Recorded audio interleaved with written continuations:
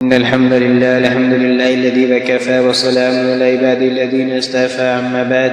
عن أبي هريرة رضي الله تعالى عنه قال قال رسول الله صلی اللہ علیہ وسلم من لا يرحم لا يرحم.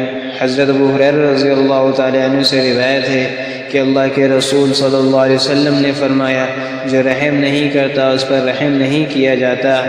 رسول اللہ صلی اللہ علیہ وسلم نے اخلاق کے سلسلے میں جن باتوں پر خاص طور سے زور دیا ہے اور آپ کی اخلاقی تعلیم میں جن کو خاص اہمیت حاصل ہے ان میں سے ایک یہ بھی ہے کہ آدمی کو چاہیے کہ وہ لوگوں کے ساتھ نرمی اور رحم دلی کا معاملہ کرے.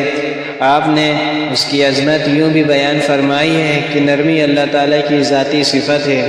پھر فرمایا کہ اللہ تعالیٰ کو یہ محبوب ہے کہ اس کے بندوں کا باہمی معاملہ اور برتاؤ نرمی کا ہو. یہ بھی فرمایا کہ وہ نرمی پر جس قدر زور دیتا ہے سختی پر نہیں دیتا.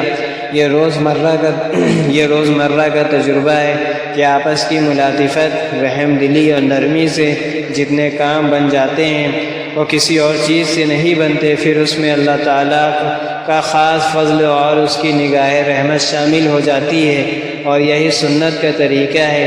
اس کے برخلاف جو لوگ درستی سے کام لیتے ہیں اور سنگ دلی برتتے ہیں وہ عام طور پر عنایات ربانی سے محروم رہتے ہیں.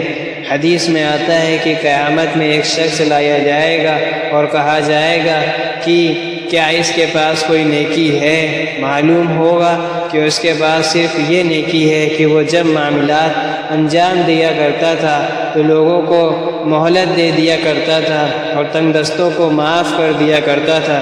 اللہ تعالیٰ فرمائیں گے کہ میں اس بندے پر اس سے زیادہ مہربان ہوں، جاؤ میں نے اس کو معاف کیا. ایک دوسری حدیث میں آتا ہے ارحموا من فی الارض یرحمکم من فی السماء. تم زمین والوں پر رحم کرو، آسمان والا تم پر رحم کرے گا.